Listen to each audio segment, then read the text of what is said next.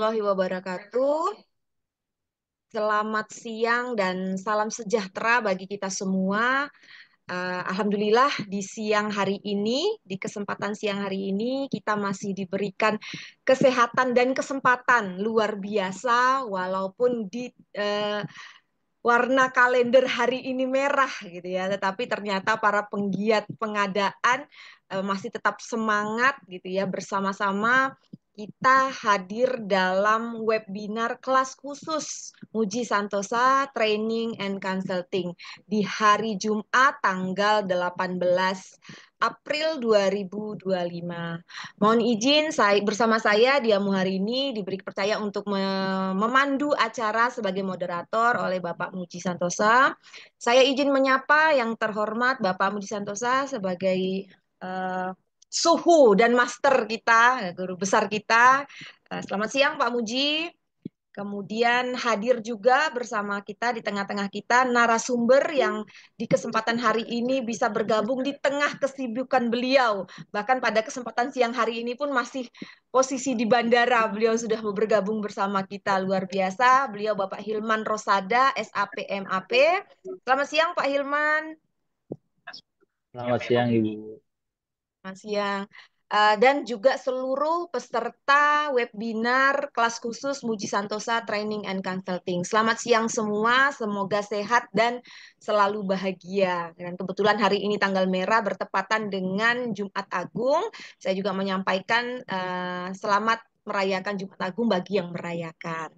Baik, di kesempatan siang hari ini nanti satu setengah jam ke depan nanti akan saya bagi mungkin 60 menit ke depan untuk pemaparan materi, kemudian 20 menit kita bisa sharing-sharing tanya jawab. Tadi sudah banyak sekali kayaknya ya teman-teman rekan-rekan semua yang punya banyak pertanyaan yang akan disampaikan kepada Pak Hilman atau sekedar juga mau sharing-sharing karena ini materi hari ini luar biasa sangat menarik terkait dengan kebijakan belanja aparatur dalam APBD tahun 2025 khususnya terkait dengan honorarium di APBD. Baiklah, mengawali kegiatan siang hari ini agar senantiasa diberikan kelancaran dari awal sampai akhir kegiatan. Mari kita bersama-sama sejenak berdoa, semoga diberikan kelancaran. Berdoa kami persilahkan.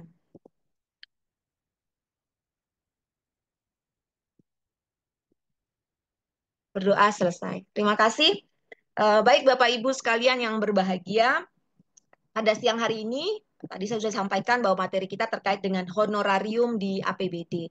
Jadi memang cukup banyak isu-isu yang berkembang di daerah gitu ya terkait dengan kebijakan belanja aparatur ini terkait dengan honorarium. Mungkin banyak sekali pertanyaan ya isu yang berkembang di daerah gitu.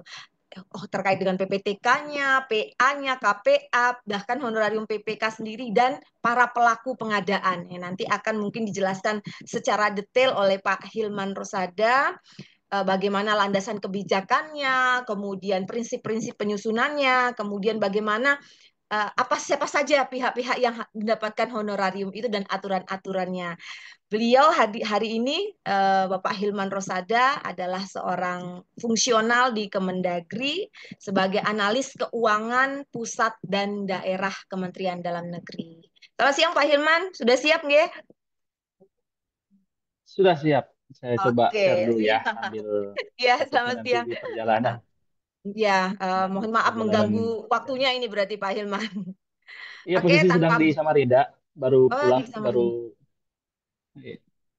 iya, Ini mau balik ke Jakarta atau baru sampai ke Samarinda Pak Hilman?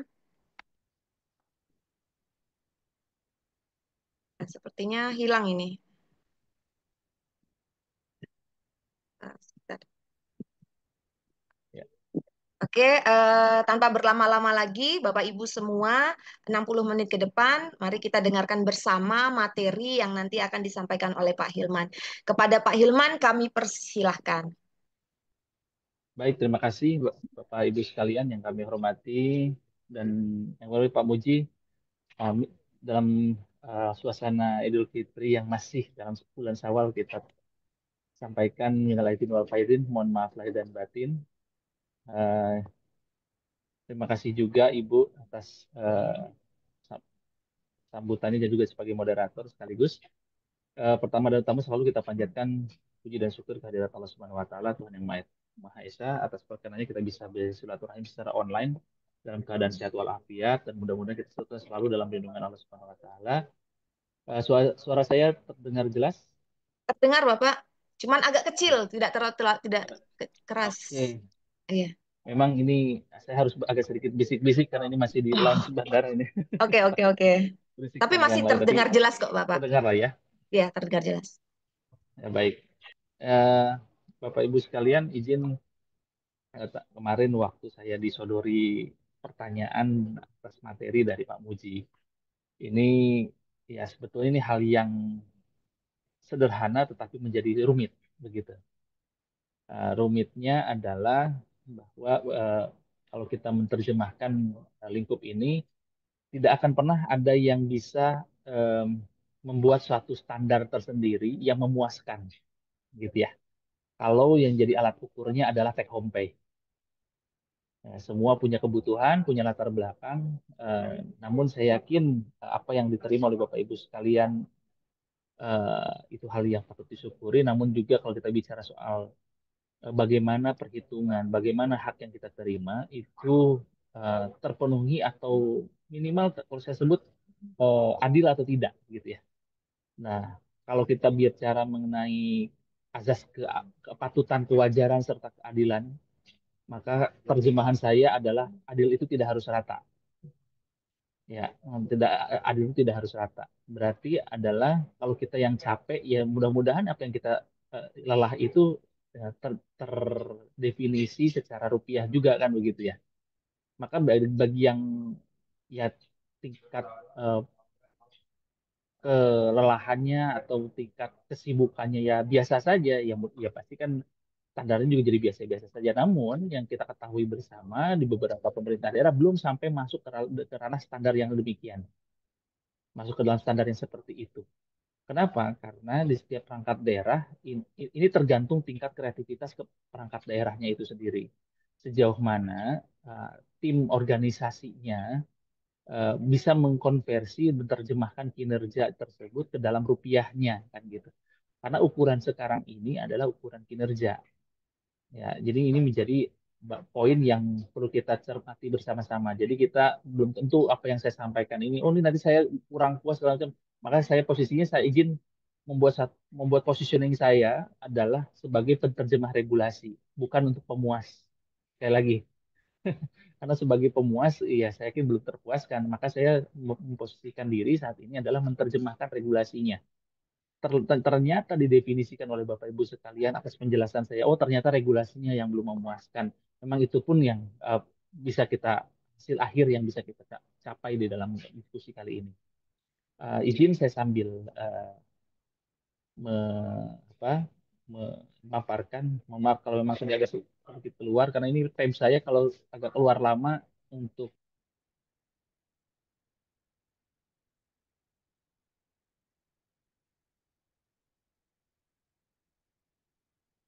mudah-mudahan ini bisa. Ya, terlihat ya, Bapak Ibu. Terlihat Bapak, lihat. Baik. Ya, supaya fokusnya ke paparan tidak ke saya izin karena supaya memperkuat sinyal juga, saya izin matikan video saya. Em, Bapak Ibu sekalian, izin berkaitan dengan kebijakan aparatur dalam APBD ini. Kalau kita lihat ruang lingkupnya, kita tetap mengacu kepada PP 12 tahun 2019, kemudian Permendagri 77 tahun 2020, Permendagri 15 tahun 2024 begitu. Sebetulnya ada regulasi. Ini bicara regulasi mengenai eh, pengelolaan keuangan daerah. Perlu kita pahami bersama regulasi-regulasi yang diterbitkan oleh pengelolaan keuangan daerah ini, atau saya berbicara mengenai keuangan daerah, itu statusnya adalah makmum, Bapak Ibu. Nah, ada yang bertanya apa maksudnya makmum di keuangan daerah ini? Izin. Karena yang perlu kita kedepankan dengan konsep money follow program itu adalah matangkan kinerja baru kita bicara uang. Nah, di semua aspek kehidupan berkeuangan daerah gitu ya. Jadi kita sekarang tidak lagi bicara mengenai saya akan dapat berapa kalau kita sendiri tidak bisa menerjemahkan kenapa saya dapat sekian. Jadi why-nya itu harus terjawab dulu, baru kita bicara uangnya layak atau tidak layak kita mendapatkan begitu. Nah, karena di keuangan daerah itu contoh misalkan sekarang, yang saya ambil satu contoh yang konkret saat ini dengan lahirnya Undang-Undang ASN, ya. Ini konkret saja supaya kita bersentuhan dengan kita sebagai aparatur begitu. Ada yang ASN dengan non ASN bicara mengenai aturan mengenai oh saya berhak diangkat atau tidak, saya berhak lanjut atau tidak, itu aturan Kemenpan yang menjadi dasar. Jadi apa kata Kemenpan menyampaikan berkaitan dengan oh saya non ASN kah, saya P3K kah, saya paruh waktu kah, itu aturan-aturan Kemenpan yang akan saya patuhi selaku Kemendagri untuk ditindaklanjuti menjadi oh berarti kalau kata Kemenpan boleh, saya akan menyampaikan ke pemerintah daerah untuk silakan menganggarkan, silakan bayarkan.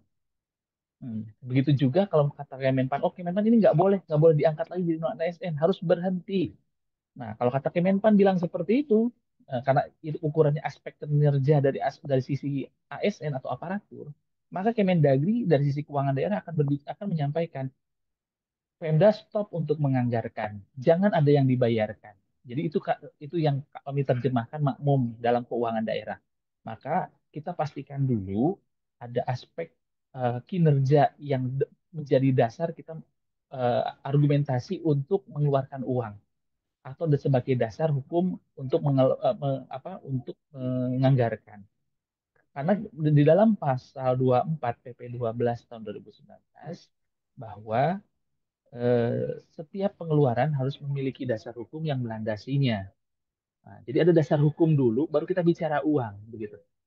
Nah, maka di dalam tahapan-tahapan apapun, selalu bicara di tahapan perencanaan pembangunan, kita bicara aspek kinerjanya dahulu, aspek uangnya itu baru proyeksi besaran tertinggi. Maka pada saat nanti masuk ke tahapan penganggaran, itu bicara mengenai butuh berapa sehingga alokasi uangnya berapa. Emang apa saja yang dikerjakan, untuk apa, tahapannya apa saja, begitu. Akan muncul banyak pertanyaan why dan how di situ. Nah, jadi maka dalam aspek aparatur kali kali ini akan bertanya mengenai why dan how-nya begitu. Nah, sehingga kenapa saya berhak mendapatkan sejumlah uang? Nah, apa ukurannya? Bagaimana cara mengukurnya? Ini menjadi pertanyaan-pertanyaan basic yang perlu dijawab. Dan ini kalau masing-masing perangkat daerah tidak aware terhadap hal ini, tidak responsif terhadap eh, pertanyaan-pertanyaan ini, ya siap-siap saja akan menjawab, hanya bisa menjawab ya kata aturannya begitu, ya memang begitu. Ya, ya sudah, harusnya ya ikuti saja perintahnya. Nah, itu kan pertanyaan-pertanyaan karena tidak bisa menjawab secara regulasi, akhirnya ya silakan ikuti saja. Kalau enggak ya sudah katanya. Jadi akhirnya kita dipaksa untuk tidak puas, meskipun besar atau kecilnya itu relatif, tapi kita dipaksa untuk tidak puas atas jawaban-jawaban di masing-masing perangkat daerah. Baik itu dijawab oleh organisasi, baik itu dijawab oleh kepegawaian gitu ya, ataupun dijawab oleh teman-teman di keuangan gitu. Hanya karena hanya bicara mengenai katanya. Maka kita cari aspek-aspek saja apa saja yang perlu kita cermati di dalam poin-poin ini.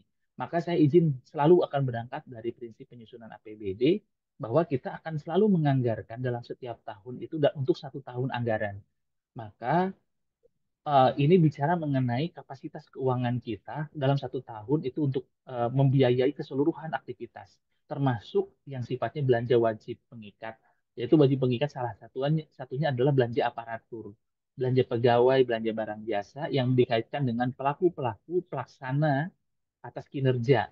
Dan kinerjanya harus diukur. Ada kinerja yang tidak diukur sama sekali, tapi kita dapat penghasilan, yaitu dalam bentuk gaji tunjangan melekat, begitu ya, di mana kita nggak masuk ke kantor pun udah di DP-in duluan kita dapat uangnya. Tanggal 1 kita selalu menerima gaji, tanggal 1 kita selalu terima tunjangan keluarga, tunjangan beras, dan tunjangan jabatan, dan seterusnya. Meskipun kita mungkin nggak masuk sebulan yang lalu, bahkan sebulan ke depan juga sih kita nggak tahu masuk apa enggak, tapi gaji itu selalu kita terima. Nah, ini fairness-nya jadi hilang gitu kan.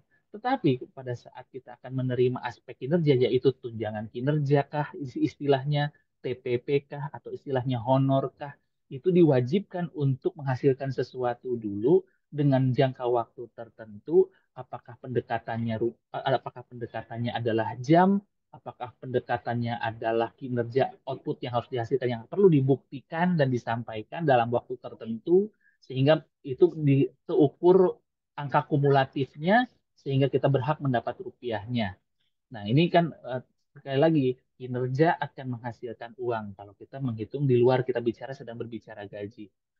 Maka saya masuk aspeknya aspek tambahan penghasilan pegawai dan juga aspek honorarium. Karena eh, klaster di dalam konteks penghasilan para pegawai ini ada tiga klaster. Klaster yang pertama adalah klaster tanpa bekerja pasti berpenghasilan, yaitu adalah gaji dan tunjangan melekat. Yang satunya lagi adalah klaster yang harus dibuktikan dulu kinerjanya. Nah, yaitu tambahan penghasilan pegawai. Yang satunya lagi klaster yang di luar tugas dan fungsi sehingga kita berhak mendapatkan honorarium. Jadi semua punya pendekatannya gitu. Tetapi kalau ternyata honorarium itu posisinya sudah alat ukur kinerjanya sama seperti alat ukur kinerja tambahan penghasilan pegawai, maka mohon maaf honorarium kita hapuskan karena alat ukurnya sudah sama, sudah digunakan dalam perhitungan tambahan penghasilan pegawai begitu. Nah, maka klaster honor ini adalah klaster ketiga atau kelas ketiga. TPP kelas kedua, gaji tunjangan kelas ke-1 gitu. Kalau saya membuat satu analogi untuk memudahkan pemahaman kita terhadap apa yang kita dapatkan begitu. Kemudian Bapak Ibu sekalian, kalau kita juga mencermati regulasi-regulasinya bahwa kalau kita bicara mengenai pasal 146 di dalam PP 12 tahun 2019, ada Undang-Undang 1 2022, maka ada bicara belanja pegawai di situ paling tinggi 30%. Nah, ini juga menjadi tricky, namun tetap kalau dengan kondisi sekarang, saya masih punya keyakinan undang-undang ini akan ada apakah diredefinisi, apakah diberi kelonggaran, karena dengan isu non ASN, non ASN, P3K, dan paruh waktu dan seterusnya hingga beberapa tahun ke depan. Karena 30% ini diberikan masa waktu untuk menyesuaikannya sampai tahun 2027. Berarti kalau ada pun ada sanksi yang akan diberikan itu di tahun 2028. Tapi saya izin fokusnya adalah ke pasal 58.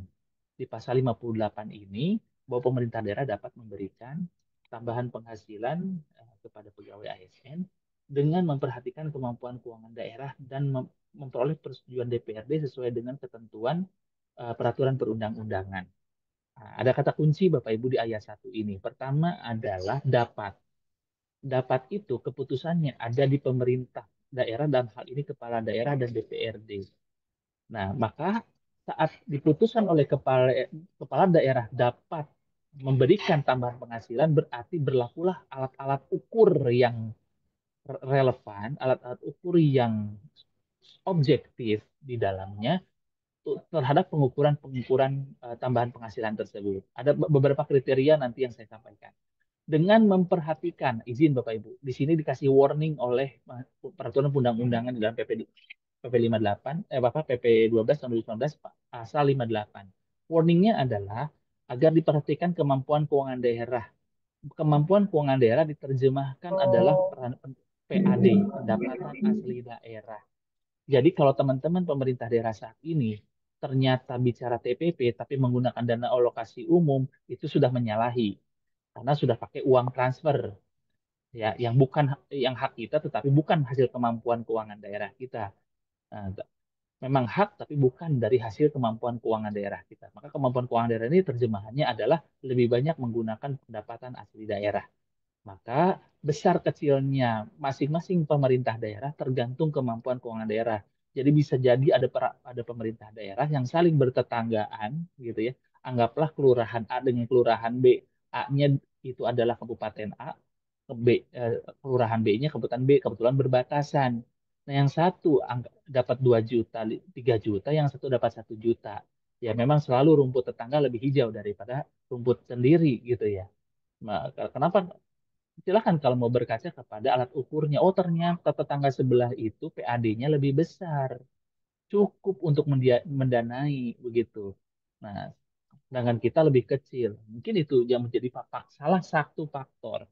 Maka dengan bahasa adalah memperhatikan kemampuan keuangan daerah Dan berikutnya adalah memperoleh persetujuan DPRD gitu. Jadi DPRD setuju nggak kalau setiap pelaku yang berseragam keki ini eh, semuanya dikasih tambahan penghasilan. Setuju berapa pagunya? Oh, tahun ini pagunya sekian, plak sudah. Maka pastikan dalam konteks memberikan pagu persetujuan DPRD itu pagu itu adalah pagu untuk selama 12 bulan minimal. Jangan sampai saya 9 bulan dulu deh. Karena kalau dikaitkan kalimatnya saya utuhkan satu persatu, utuhkan gabungan antara memperhatikan kemampuan keuangan daerah dan memperoleh persetujuan DPRD. Ternyata mampunya 9 bulan, kemudian DPRD menyetujui, berarti saya menerjemahkannya adalah, oh ternyata Pemda yang bersangkutan itu memang dalam 1 tahun mampunya bayarnya 9 bulan. Maka tidak ada utang di situ. Maka hati-hati dalam beranggaran. Maka tidak ada utang. Bayangkan kalau misalkan ternyata di induk waktu nyusun APBD induk 9 bulan menganggarin. Berarti 3 bulan ke depannya lagi bagaimana? Nanti Pak di perubahan APBD aja. Gimana kalau DPRD tidak menyetujui?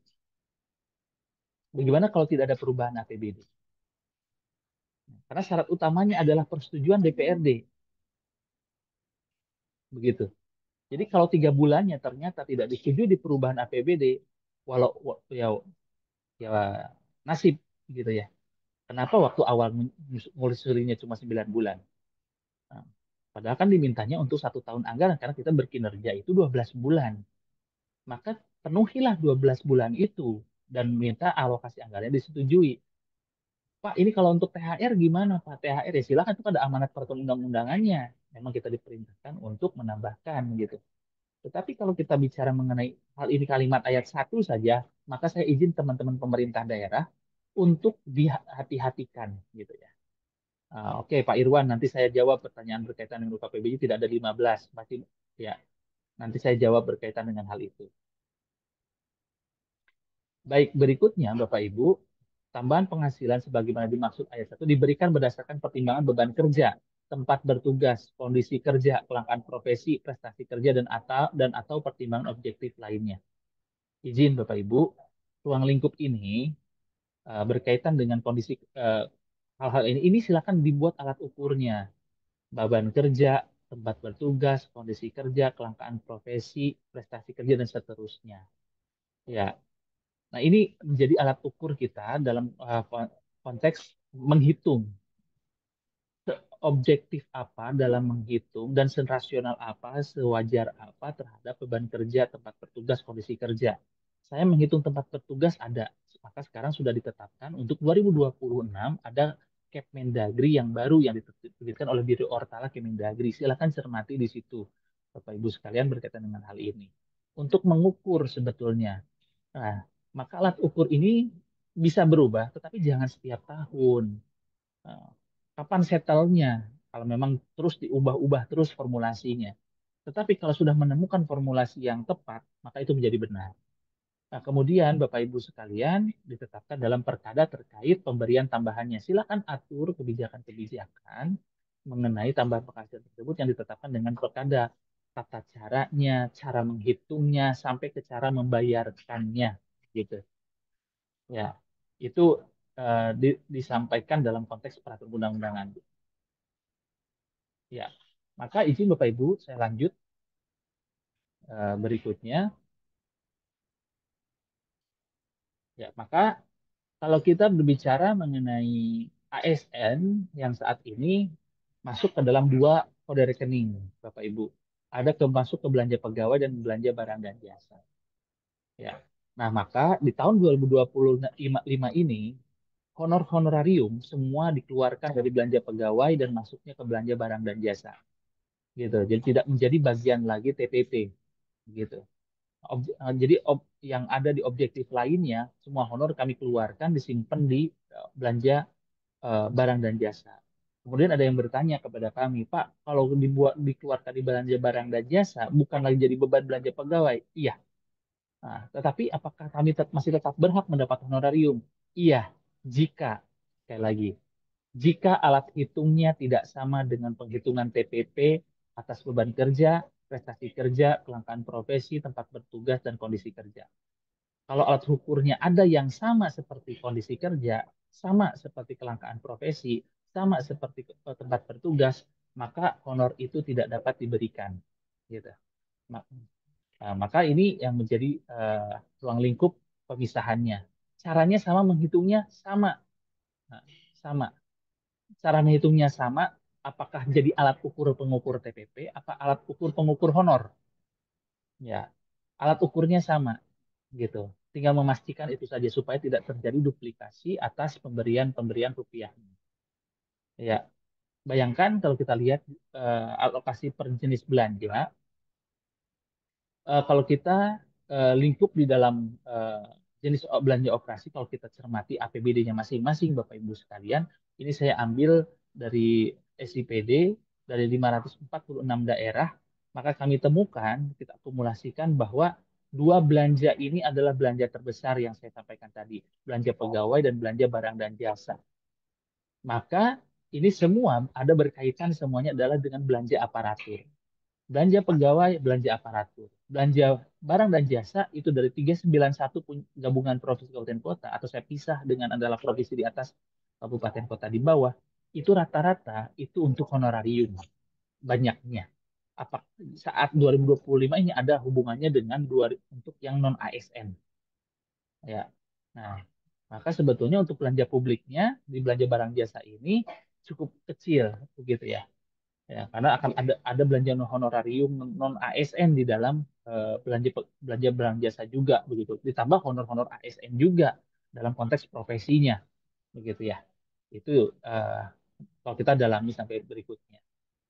Kemudian Bapak Ibu sekalian, saya masuk ke dalam ranah yang lingkup eh, konteks belanja ini. Intinya dalam konteks mendanai penyelenggaraan urusan pemerintahan ya, yang menjadi kewenangan pemerintah daerah. Kemudian juga ada kaitannya dengan standar harga satuan.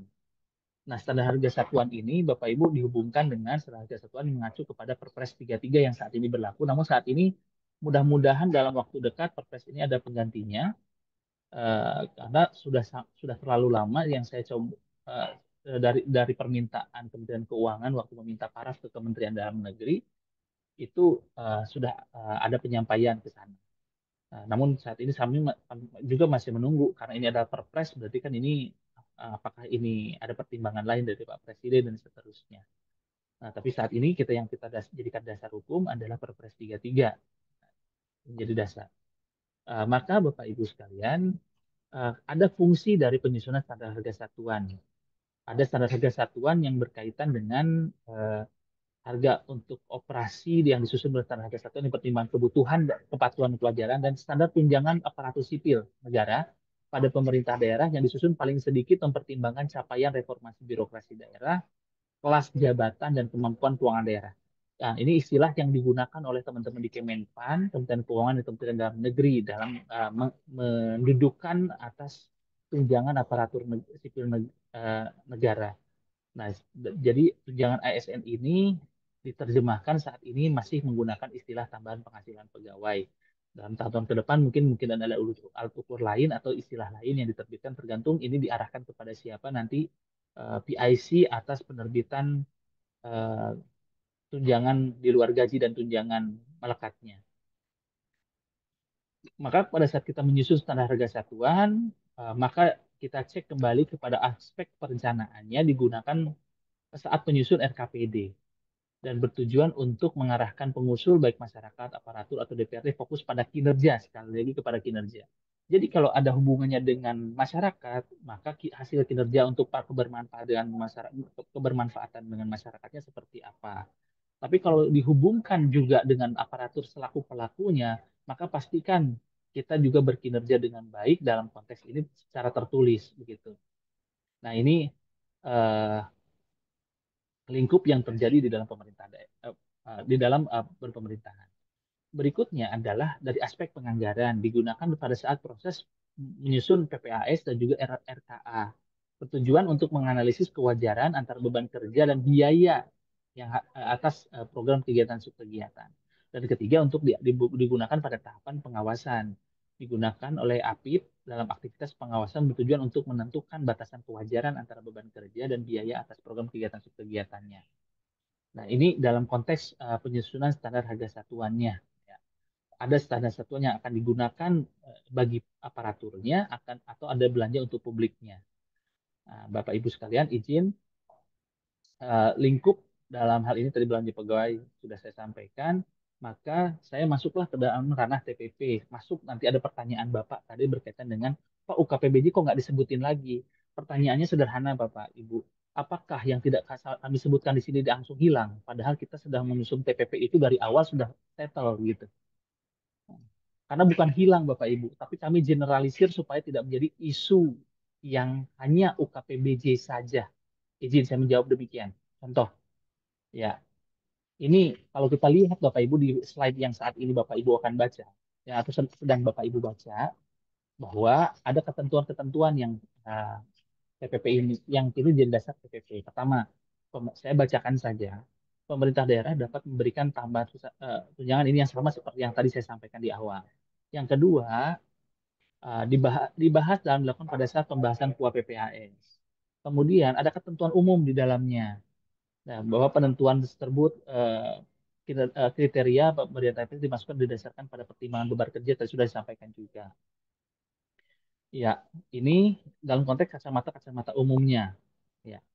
Kemudian nomor 6, saya izin masuk ke poin nomor 6. Pemberian TPP ASN dianggarkan untuk keperluan setiap bulan dalam 1 tahun anggaran termasuk untuk pembayaran atas kinerja bulan Desember pada tahun anggaran berkenaan ya, dan tidak dibayarkan pada tahun anggaran berikutnya. Kenapa? Kan, karena lingkup dalam konteks ini di dalam eh, ber-APBD kita kita itu kan APBD itu diterjemahkan untuk 1 tahun anggaran, berarti untuk kebutuhan 1 tahun anggaran. Tetapi yang terjadi dalam konteks TPP ini banyak yang lewat tahun, dibayarnya Januari, begitu. Maka untuk mencukupi 1 tahun itu ya untuk 1 tahun. Jadi 12 bulan itu agar ketemu Januari dengan Desember. Silakan bagaimana cara mengukurnya. Kami sudah punya banyak contoh yang dijadikan dasar, jadikan rujukan. Misalkan untuk bayar TPP-nya itu per tanggal 25. Berarti 25 Desember itu untuk prestasi bulan Desember. Atau pendekatannya kompensasi Desember untuk prestasi Desember dibayar bulan Desember secara utuh nanti untuk kekurangan, untuk pengurangnya karena nggak masuk, karena tidak menghasilkan sesuatu sebagai pemotongan, dipotong di bulan berikutnya. Itu masih banyak cara-cara yang berikutnya.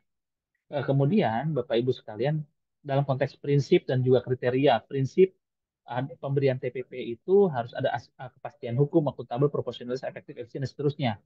Dengan definisi-definisinya. Pertama, ada kepastian hukum dimaksudkan bahwa mengutamakan landasan peraturan perundang-undangan, kepatutan dan keadilan. Tiga, akuntabel, ya, dapat dipertanggungjawabkan. Proporsionalitas bahwa mengutamakan keseimbangan antara hak dan kewajiban pegawai seperti yang saya sampaikan sebelumnya. Efektif, ada target dan tepat waktu. Ya, keadilan bahwa harus mencerminkan keadilan rasa kesamaan untuk memperoleh kesempatan dan fungsi dan atas perannya. Jadi tidak harus rata. Ya. Kesejahteraan memang untuk diarahkan menjamin kesejahteraan. Optimalisasi yaitu untuk memberikan hasil yang optimal dalam pagu APBD-nya, dimaksimalkan pagu APBD-nya. Transformatif memacu kinerja ASN tak daerah. Nah, nah, ini kriteria ada beban kerja ya. Seperti yang tadi sampaikan, beban kerja itu adalah yang membebani pekerjaan untuk menyelesaikan tugas yang dinilai melampaui beban kerja normal. Jadi, uraian jabatan, kelas jabatan itu menghasilkan beban kerja berapa lama, berapa banyak, berapa hari, berapa jam. Itu akan menentukan. Kalau ternyata kita bisa memisahkan antara jika ada dua pekerjaan yang kita kerjakan bersama, kita harus memastikan sebetulnya kita sedang melaksanakan tugas yang mana. Maka di sini menjadi atau menjadikan tugas tambahan dan seterusnya. Tempat bertugas dan melaksanakan memiliki tingkat kesulitan tinggi dan daerah terpencil. Maka saya punya kecenderungan semakin jauh tempatnya, semakin terpencil tempatnya, ya harusnya besaran TPP-nya cukup besar karena akan ditambahkan dengan tempat bertugas. Harus di pelosok kah? Harus pakai sampan, harus pakai motor berjam-jam, jalannya jelek untuk sampai ke tingkat ke sekolah dan seterusnya, atau ke puskesmas dan seterusnya. Nah, atau ke tempat balai-balai lain. kondisi kerja ini dalam hal ada risiko dalam aktivitas melaksanakan kinerjanya secara lingkungan. Apakah terkena virus di laboratorium, sedikit-sedikit kena APH, ya gitu kan. Karena memang ada risiko dipanggil APH untuk dimintai keterangan, padahal kesalahannya bukan di dia. Nah, jadi bukan pelaksanaan tugas, tetapi memang dipanggil gitu ya. Ada kondisi kerja yang memang contohkan ya. Contoh saat ini sebagai konteks UKPBJ selalu akan dimintai keterangan, harusnya masuk tuh dalam kondisi kerja gitu. Tambahannya bukan hanya beban kerja saja, bisa jadi kondisi kerja menjadi poin tersendiri bagi UKPBJ salah satunya. Selain di laboratorium yang sering sering kena virus dan seterusnya.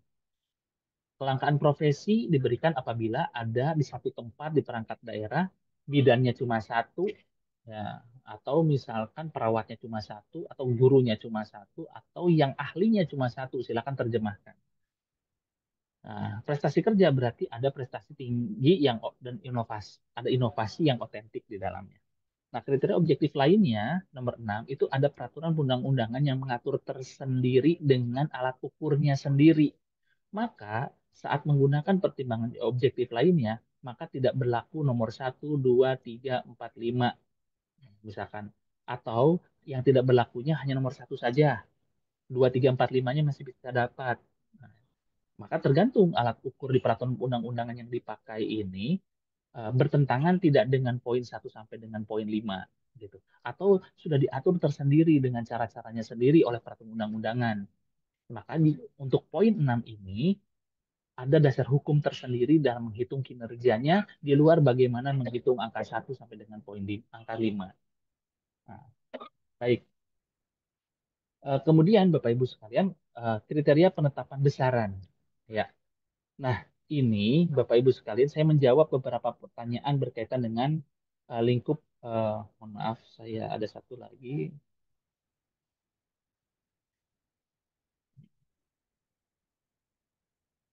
Oh ya.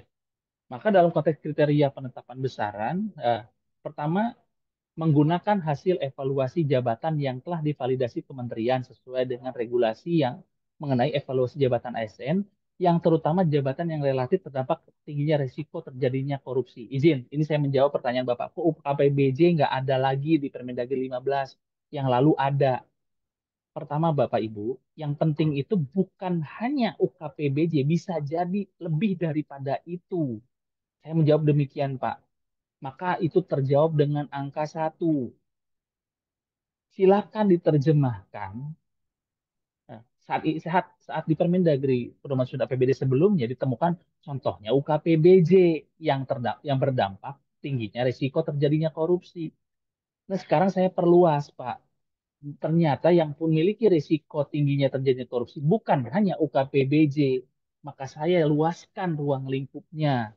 Di regulasi Permen 15 diluaskan ruang lingkupnya dengan pendekatan hasil evaluasi jabatan yang telah divalidasi kementerian terkait sesuai dengan regulasi mengenai evaluasi jabatan. Jadi pada saat dievaluasi jabatan ASN-nya, jabatan apapun yang memiliki resiko atau dampak resiko tingginya terjadinya korupsi, maka tolong dijadikan jadi diprioritaskan gitu. Jadi bukan UKPBJ hilang, Pak, justru kami. Isu itu sudah menjadi umum begitu. Yang tadinya khusus, saya sebutin dulu deh UKPBJ di tahun dulu sebelumnya. Nah, sekarang jadi umum, bukan jadi hilang. Ya, jadi bukan hanya UKPBJ. Menjawabnya demikian, Pak.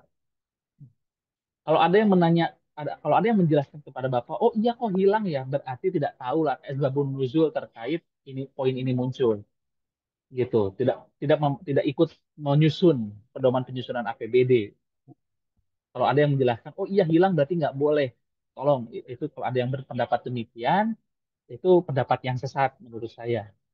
Karena saya tahu betul bagaimana diskusi ini muncul dalam lingkup ini, bahwa pada saat kami exercise, um, menguji poin berkaitan dengan ini di mana di poin 1 memunculkan UKPBJ, kami membunyikan bahwa posisinya adalah ternyata kami identifikasi tidak hanya UKPBJ saja yang berdampak tingginya resiko terjadinya korupsi. Contoh berikutnya apa? Bukan hanya UKPBJ, perizinan, PTSP, ya Pak, Bapenda yang ngurusin pendapatan. Tinggi Pak risikonya Pak. Perizinan sekarang banyak yang terjadi gara-gara perizinan kepala daerahnya masuk penjara. Ya, setelah kami identifikasi ada jabatan-jabatan tertentu kalau kita tidak kalau kita tidak jaga itu akan berdampak lain bahkan sistemik, Pak.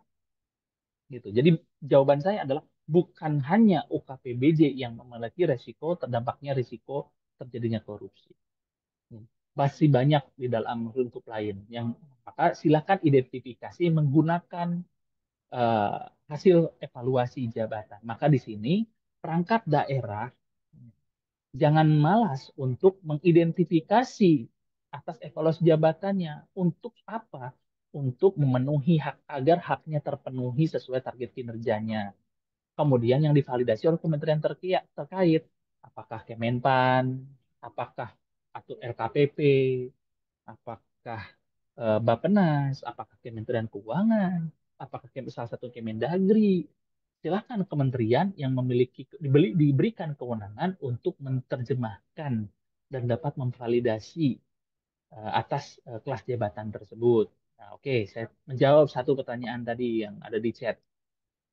Kemudian di kriteria yang kedua, penetapan itu menggunakan perhitungan basic TPP ASN menggunakan indeks tahun 2023 atau tahun sebelumnya yang masih berlaku, meliputi kelas jabatan, indeks kapasitas fiskal daerah, indeks kemahalan infrastruktur, dan atau indeks penyelenggaraan pemerintah daerah. Silahkan basic TPP-nya dihitung berdasarkan hal-hal tersebut sebagai alat ukur kita dalam menentukan TPP. Poin tiga, mengintegrasikan dan memformulasikan pemberian. Nah, izin Bapak Ibu. Kenapa tadi saya menyatakan bahwa honorarium adalah klaster ketiga, kasta ketiga dalam penghasilan ASN? Karena kami dorong untuk menjadi satu kesatuan di dalam TPP. Karena agar diintegrasikan dan diformulasikan pemberian insentif, lembur, honor, kompensasi lainnya, dan atau apapun yang diterima ASN sepanjang diamanatkan oleh peraturan undang-undangan yang diterima ASN ke dalam formula TPP ASN berdasarkan. Jadi alat ukurnya sudah semua disamakan menjadi alat ukur beban kerja, tempat bertugas, kondisi kerja, kelangkaan profesi, prestasi kerja, atau objektif lainnya. Dengan pendekatan kelas jabatan, maka kita harus mulai mengenali jabatan kita masing-masing di dalam organisasi di masing-masing perangkat daerah. Ya, sejauh mana sebetulnya kita mengenali jabatan masing-masing gitu. Nah, kalau kita misalkan bagian kepegawaian atau subbag kepegawaiannya tidak aware terhadap hal ini, maka ya nasib perangkat daerah yang bersangkutan tidak akan pernah dapat kenaikan karena apa? Kepegawaiannya tidak peka terhadap konteks ini. Malas untuk mengurai jabatan-jabatannya. Ah, sudah diterima aja lah, segini saja gue udah cukup begitu ya. Kalau usah diurai-urai lagi nambah-nambah kerjaan baru. Mohon maaf, itu yang justru Amin sedang menjerumuskan teman-teman di dinas yang bersangkutan gitu. Maka saya pernah kedatangan salah satu Pemda yang sudah menjadi alat ukur bahkan dimention oleh KPK gitu, dimention dibunyikan oleh KPK, bahkan yang jadi alat ukur terbaiknya itu adalah UKPBJ dengan salah ukurnya. Tetapi kalau alat ukur ini dipakai untuk yang lainnya ngerasa keberatan, dinas lain ngerasa beban. Karena ideal nih alat ukurnya. Saya tahu contohnya adalah di lingkungan Bapak Ibu sekalian. Mungkin Bapak Ibu juga mengenal. Karena ini di UKPBJ ini menjadi best practice, menjadi percontohan yang disebut-sebut oleh teman-teman KPK. Kalau mau ngukur kinerja caranya kayak gini nih gitu. Nah, nah, sedangkan dinas-dinas yang lain nggak mampu mengurai seperti yang dilaksanakan UKPBJ. Bilangnya terlalu ideal katanya. Terlalu bagus, susah diterapkan. Kitanya jadi nggak punya celah katanya begitu. Nah, kan yang jadi masalah bukan ternyata yang punya masalah organisasinya. Nah, sehingga berdampak pada individu dan bahkan berdampak kepada hak yang diperoleh. Ya, berarti cara mengukur TPP-nya yang belum benar begitu ya. Belum settle, belum baik dan seterusnya. Nah, itu Bapak Ibu kalau secara umum mungkin nanti bisa dibaca slide-slide berikutnya. Saya izin menyampaikan poin-poin penting saja di dalam konteks ber-TPP ini karena kata kuncinya adalah Pak saya masih boleh dapat honor boleh sepanjang alat ukurnya tidak bertentangan dengan pertama perpresnya, yang kedua tidak bertentangan peraturan undang-undangan yang lebih tinggi begitu. Pak, kenapa perpres jadi ukuran? Karena ukuran mengenai besaran. Tetapi ukuran mengenai bagaimana berkinerja, ada aturan regulasi yang didasarkan. Saya ambil contoh. Saya contohkan, misalkan eh, saya patuh tapi tidak patuh. Mohon maaf, saya istilahnya patuh tapi tidak patuh. Ya, Bapak Ibu. Saya langsung konkretkan saja ya. Patuh dan tidak patuhnya dari sisi apa? Saya langsung uraikan saja. Mohon maaf, ini penjelasan-penjelasannya hak yang harus didapat. Ya, ini Pak. Pak, saya patuh terhadap Perpres 33, patuh Pak. Tapi saya tidak patuh terhadap kedalamannya. Kenapa? Karena ada aturan yang spesifik yang mengatur terkait Mohon hal maaf itu. Pak Hilman, mohon maaf, ini slide-nya terlalu besar jadi tidak terbaca. Terlalu Ke besar, zoom, iya ke zoom. padahal di saya normal. Oh, geser ya. Oh, oke oke. Di sayanya normal sih. Hmm. Coba segini. Oh, kekecilan Pak. Oke, Oke aman oke, ya. siap, sudah. Oke. Terima kasih. Oke, iya. Baik. Eh, di ruang lingkup pengaturan harga satuan, saya ini mengacu pada Perpres 33 dulu, karena yang saat ini berlaku ada 33. Ada yang sifatnya batas tertinggi, ada yang sifatnya estimasi. Kita diskusinya terkait honor ini masuk ke dalam batas tertinggi di dalam lampiran satu. Tetapi Bapak Ibu, untuk honorarium, di Perpres 33 ini ada hal yang dilanggar, yang bertabrakan dengan regulasi lainnya. Contoh,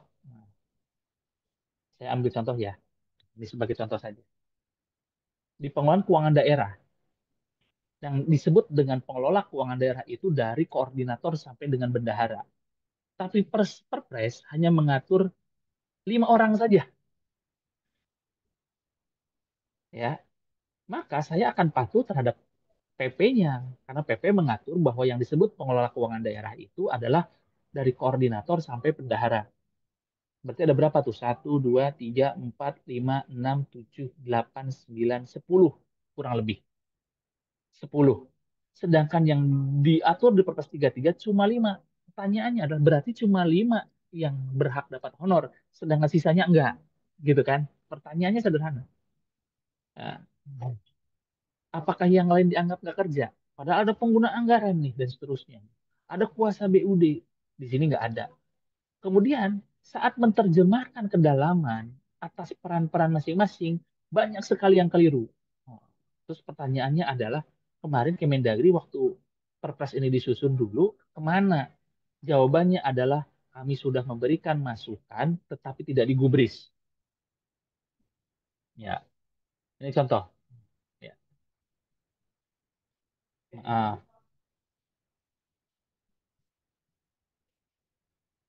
ya. Sandingannya, Bapak Ibu sekalian, mohon maaf, ini sepertinya ada yang terhapus sandingannya. Nanti saya lengkapi saja. Bahwa sandingannya adalah, ternyata di versinya 33, PPKD atau KPA. PPKD atau KPA. Sedangkan di aturannya PPKD dengan KPA beda kedudukannya. Maka saya patuh terhadap PP 12. Harus ada 2 orang. Bukan atau. Berikutnya, PPK SKPD. PPK SKPD itu cuma satu di perangkat daerah. Pejabat penata keuangan yang saya maksudkan. Sedangkan eh, di sini boleh 3 kata Perpres 33. Kan keliru gitu ya. Nah, maka ini membuktikan pengaturan pusat tidak bisa dicampur adukan dengan pengaturan di keuangan daerah. Ya, ini masih pendekatan aturan APBN saya sampaikan demikian. PPTK, PPTK itu penugasan, ya. Tapi di sini PPTK itu bukan penugasan, ya. Ya. Kemudian bahkan tidak ada PPTK di dalam aturan APBN, gitu. Di bendahara bendahara penerimaan dan pengeluaran statusnya bendahara, betul. Tapi bendahara penerimaan pembantu, pengeluaran pembantu bagi APBN dia adalah stafnya PPTK. Padahal di keuangan daerah di PP 12 dia adalah statusnya sama bendahara, diangkat dan di SK-kan oleh kepala daerah. Nah, ini detail-detail yang saya sampaikan. Maka kami buat solusinya dalam konteks permasalahan tadi. Maka saya ambil solusinya adalah dari ini rekap solusi rekap permasalahannya yang saya coba tuangkan. Maka kalau kita bicara mengenai solusinya, saya bukan berarti bukan membantah tiga-tiga, tapi justru sedang patuh terhadap besarannya. Tapi saya tidak patuh terhadap apa yang dijelaskan oleh Perpres 33-nya karena ada aturan yang lebih tinggi yaitu PP. Begitu. Maka mengenai siapa saja yang termasuk penanggung jawab pengelolaan keuangan daerah dalam pemerintah daerah berpedoman pada PP 12 dan Permendagri 77. Tadi dari koordinator sampai bendahara, itu saya akan dapatkan honor. Tetapi besarannya atas honor penanggung jawab tadi agar mengacu pada Perpres. Jadi setinggi-tingginya adalah angka yang ada di Perpres, tidak boleh melampaui di Perpres. Nah, ada syarat ketentuan berlakunya Bapak Ibu. Nah, pemerintah daerah dapat memberikan honorarium kepada penanggung jawab pengelolaan daerah sepanjang dasar perhitungannya tidak tumpang tindih atau duplikasi dengan dasar perhitungan TPP. Jadi kalau yang tadi ceritakan honor pengguna anggaran, PPKD, kalau ini jadi alat ukur untuk menghitung TPP, maka tidak bisa lagi dapat honor. Jadi nggak ada honor-honor PA, KPA, nggak ada, langsung TPP saja. Maka PA, KPA-nya jadi apa? Jadi tambahan penugasan di dalam TPP. Gitu. Semakin ada tambahan penugasan, maka besarannya semakin besar. Gitu. Maka klaster-klaster itulah dibuat. Sebelum diciptakan orangnya, kita sudah ciptakan kelas jabatannya. Ternyata kelas jabatan tersebut kita tidak isi, belum tentu uh, tidak menyediakan. Jadi orang akan mengikuti kelas jabatan, bukan kelas jabatan mengikuti orang. Ya, Bapak Ibu, mohon mudah-mudahan dipahami. Ya, jadi kelas jabatan bukan mengikuti orang, tapi orang mengikuti kelas jabatan. Kelas jabatannya saya sediakan dulu ada atau tidak ada menempati. Kita buat beberapa klaster-klasternya. Ya, kita buat seperti itu. Bagaimana dalam konteks BMD? Ada pasal 100 BP 27 2004 bisa dapat honorarium atau dapat insentif. Tetapi sekali lagi kalau ini dihitung menjadi TPP maka nggak boleh dikasih honor lagi. Begitu juga dalam konteks PBJ ya atau UKPBJ pengadaan barang jasa. Ini bahasa yang ada di Perpres 33 Bapak Ibu. Silakan dapat honor, silakan. Tetapi kalau sudah ini jadi alat ukur bahkan menjadi fungsional salah satu jabatannya, kelas jabatan untuk fungsional, ya silakan berarti itu cukup hanya mendapatkan TPP saja gitu. Nah, ini alat ukur yang menjadi alat ukur yang lainnya. Nah, Mas, diskusi berkaitan ini memang tidak panjang Bapak Ibu ruang lingkupnya karena tadi saya membatasi eh, lebih kepada case by case nanti di diskusi. Ini sebagai trigger saja untuk apa mencapai titik diskusi mana saja yang eh, ruang lingkupnya perlu kita samakan frekuensinya atau perlu dijelaskan sesuai regulasi-regulasi. Ya, mungkin itu eh, Budi ya yang saya bisa sampaikan. Memang lingkupnya ini akan lebih seru lagi. Kita saya sedikit melihat spill sedikit tadi beberapa pertanyaan-pertanyaan di dalam chat gitu ya. Eh, Mungkin saya kembalikan ke Budia untuk masuk ke ranah pertanyaan dan saya pun sambil buka kolom chatnya. Nah, kira-kira pertanyaan apa yang perlu saya jawab nanti. Oke, terima Silakan saya kasih Pak kembalikan Budia. Hilman. Ya, terima kasih Pak Hilman. Tadi sudah 1 jam ya, 1 jam sudah dipaparkan oleh Pak Hilman beberapa materi. Dan di kolom chat juga sudah cukup banyak pertanyaan, ya, walaupun sudah ada juga dijawab oleh Pak Hilman secara langsung. Namun ini sebelum saya ke kolom chat, saya berikan kesempatan dulu kepada teman-teman yang akan bertanya secara langsung melalui raise hand. Nah, ini sepertinya sudah ada yaitu Mas Irwan Iskandar. Oke, monggo Mas Irwan, silahkan Terima pertanyaan. kasih, Oke, siap. kasih Silakan. Budia. Ya, silakan. Kolom chat saya tadi sudah dijawab belum Budia ya? Sudah dijawab sebenarnya tadi ya Pak sekilas ya, tapi monggo kita langsung langsung aja bisa bertanya ke Oh Pak gitu. Irwan. Iya, Assalamualaikum warahmatullahi wabarakatuh. Selamat Salam. sore Pak Ilman. Mungkin di sana siang, saya sudah sore di sini. Sudah melaksanakan sholat asar. Oh, Ya, saya di sini gini Pak masih Ilman. sudah jam 4 ini. Oh, sudah jam 4 di sana? Di Samarinda masih sudah jam 4 ini. Iya, Samarinda udah jam 4 ini saya nih. Makanya ini ya, terkait TPP khusus tadi Pak Ilman, saya kan karena enggak ngikutin tadi sholat dulu, sholat asar dulu. Nah, TPP khusus itu kan di sebelum Permendagri sebelumnya kan sudah ada terus tuh, ada 84, terus Permendagri setelah 84 itu muncul terus kan 2 tahun berikut itu. Nah, sekarang di Permendagri 15 ini tidak muncul klausul itu gitu nah. Sedangkan di peraturan LKPP nomor 10 tentang UKPBJ itu personil UKPBJ itu dapat diberikan honor atau tunjangan selain tunjangan fungsional. Nah, ketika itu ada beberapa Pemda itu sudah memberikan tunjangan khusus. Nah, ketika itu ada Permendagri 15 2024 ini, mereka kebingungan Pak Ilman, gimana nih kita sedangkan sudah membuat peraturan daerahnya, sudah peraturan kepala daerah sudah ada gitu kan. Apakah ini harus dihapus atau gimana tindak lanjutnya seperti itu. Nah, apa terus kedua terkait dengan peraturan KPP itu apakah UKPBJ itu dapat diberikan honor karena mengikuti kepada peraturan instansi pembina terkaitnya UKPBJ kan seperti itu. Mungkin itu aja Pak Ilman. Ya, Terima kasih. baik. Saya Assalamualaikum akan ulang. warahmatullahi wabarakatuh. Saya Ya, monggo Assalamualaikum warahmatullahi langsung wabarakatuh. saja Pak Ilman. Ini jadi satu pertanyaan langsung dijawab biar langsung komunikatif nanti. Ya, jadi berkaitan dengan tadi pertanyaan Bapak, apakah Permendagri 15 itu, kan gini Pak, Permendagri 15 ini adalah omnibus regulation-nya. Jadi ada regulasi-regulasi yang ada, tapi kami berikan batasan waktu untuk menyampaikan beberapa substansi yang baru. Nah, izin, saya sampaikan begini Pak, tidak ada di Permen 15 bukan berarti tidak boleh. Karena tadi saya mungkin nanti bisa di-share di dalam kriteria paparan saya bahwa yang tadinya UKPBJ adalah jadi sampel yang beresiko atas resiko tingkat korupsi, kan awalnya di situ ya Pak, kalau Ya, bunyikan betul. kalimat utuhnya.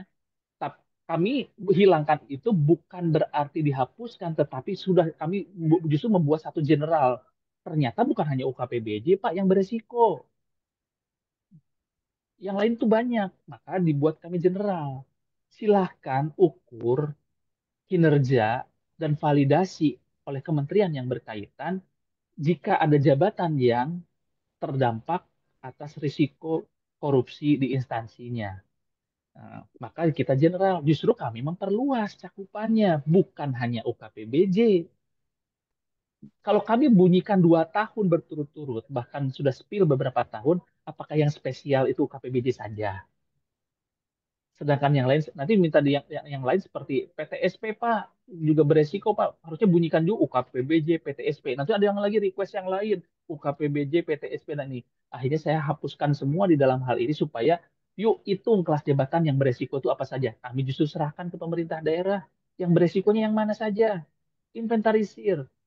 Karena saya sampaikan tadi, mohon maaf, saya agak sedikit menegur keras dengan beberapa instansi pemerintah daerah yang memiliki subbag kepegawaian yang malas untuk menerjemahkan kinerja itu. Saya sebut malas. Kenapa? Yang berdampaknya adalah ada perangkat daerah yang kreatif, akhirnya selalu mendapatkan penambahan-penambahan besaran atas TPP. Betul atau tidak? Betul, betul. Tapi bagi perangkat daerah yang malas bahkan cukup menerima nasib sebagai kepegawaiannya, ya itu kan berdampak ke teman-temannya yang di lingkungan perangkat daerahnya. Ya sudah terima apa adanya, kata gitu. Karena nanti kalau kita protes lagi nanti nggak ada, malah jadi dikurangin, malah dihilangin. Ancamannya rata-rata begitu yang saya temukan, gitu. Bukannya berkreasi, mengukur aktif dan seterusnya. Dan bahkan ada satu pemerintah daerah yang UKBBJ-nya menjadi jadi contoh atas risiko khususnya dan segala macam. Alat ukurnya jelas, bahkan dipuji oleh KPK. Jadi selalu disampaikan kalau ada apa-apa tuh ke Pemda yang bersangkutan. Nah, jadi contoh Pak, ya. Tetapi itu jadi beban bagi perangkat daerah lainnya karena merasa tidak mampu mengurai itu. Gitu. Saking idealnya bagusnya ini UKPBJ di Setda itu menjadi beban bagi perangkat daerah teman-teman yang lainnya. Karena apa? Ini jadi tambah kerjaan aja katanya harus ngukur ini, ngukur ini, ngukur ini. Karena ketidakmampuan cuma satu-satunya seolah-olah KPBJ ini jadi antagonis. Udah sih, balikin lagi aja ke semula, malah nambah-nambah kerjaan, ngukur-ngukur kerja seperti ini. Malah jadi seperti itu, Pak. Itu yang terjadi, gitu. Harusnya kan ini jadi best practice. Tiru saja ke perangkat daerah lainnya, kan gitu. Cuma karena banyak kan yang menolak, akhirnya nggak kepake. Nah, bahkan terancam kalau saya pakai, saya harus ke kantornya harus tiap hari, harus terukur kinerja. Aduh, malas saya ngitung ukur-ukur kayak gitu, bikin lagi laporan segala macam. Padahal kan seharusnya seperti itu yang diminta diminta oleh Kemenpan, kan gitu ya Pak. Nah, jadi sekali lagi saya menjawab di Permendagri 15 itu tidak ada, bukan berarti dihilangkan, tetapi kami perluas jaringan yang terdampak risiko korupsi itu mana saja. Jadi saya ngajak teman-teman yang lain, bukan hanya menspesialkan UKPBJ gitu. Jadi yang spesialnya kita tambahin yang lain sesuai dengan validasi dengan kementerian yang lain gitu. Jadi eh, apakah diperbolehkan dapat honor? Silahkan sepanjang tidak sama alat ukurnya dengan TPP. Kalau sama Pak, duplikasi. Sedangkan kita sedang Ya. mendorong dengan KPK, dengan Menpan, agar semua itu diintegrasikan, diformulasikan jadi TPP. Jadi Bapak Ibu per bulannya jelas. Adil tidak harus rata, tapi jelas setiap bulan kita dapat. Ya, jadi kita cukup fokus pada kinerja aja setiap bulan, Pak. Kadang-kadang ada yang ngejar, aduh honornya nih banyak nih, akhirnya sibuk untuk yang honornya. Tugas utama TPP-nya nggak dikerjain, karena dikejar honornya. Kan gitu, Pak. Jadi akhirnya tidak fokus gitu. Nah, maka kami justru mendorong untuk semua, baik profesi apapun, UKP, BJ, kebetulan saya pun di kantor PPK, Pak. Ya, eh, nah maka posisi itu pun, ya kalau di APBN masih dipisahkan, karena tungkirnya saya itu tidak masuk hitungan PPK, masa saya masih dapat honor PPK. Gitu. Tetapi kalau ternyata di Pemda diputuskan sekali lagi, ada yang dipisah, ada yang digabung, yaitu ya kearifan lokalnya. Kearifan lokal mau oh ternyata saya belum sanggup menggabungkan menjadi TPP karena takut alat ukurnya jadi beda. Ya udah saya pisahkan, boleh, boleh silakan. Silakan. Jadi boleh dapat honor sepanjang alat ukurnya tidak duplikasi dengan alat ukurnya TPP. Kan gitu. Hanya pastikan itu. Kenapa?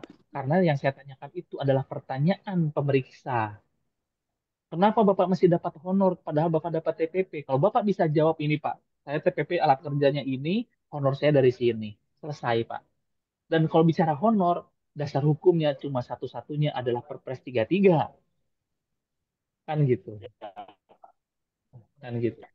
Maka supaya tidak berkonflik, saya sampaikan jadiin TPP saja sih. Misalkan UKPBJ saya masukkan ke beban kerja plus kondisi kerja. Tidak hanya beban kerja saja, tambah kondisi kerja. Kenapa? Saya rentan dipanggil APH, resiko kerjanya. Dikit-dikit dipanggil untuk minta keterangan. Ya.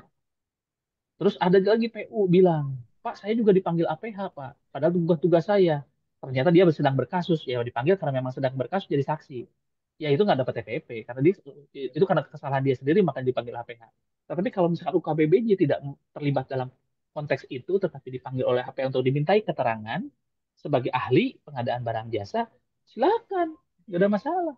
Berarti itu jadiin profesi yang rutin bahwa sama seperti di Biro Hukum atau di bagian hukum ada bagian advokasi, gitu kan? Sama seperti itu bahwa sering dipanggil APH, gitu. Ya tambahkan bahwa ini jadi pekerjaan rutin saya, jadi sehingga pada saat dipanggil pun nggak kaget. Oh iya, memang tugas saya dipanggil APH. Tenang, saya hadir kok.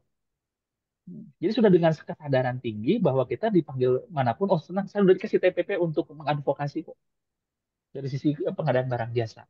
Boleh. Silahkan uraikan sebaik mungkin gitu dengan sesuai definisi-definisinya kriteria itu. Gitu Pak jawaban saya. Oke. Gimana Pak Irwan? Ya, itu dia lebih wajib sekarang nih di Permendagri 15-nya. Siapa yang punya dinas itu beresiko bisa membuat anu, inovasi kalau memang kerjaan itu membutuhkan kinerja yang Oke, cukup ya Pak Irwan ya.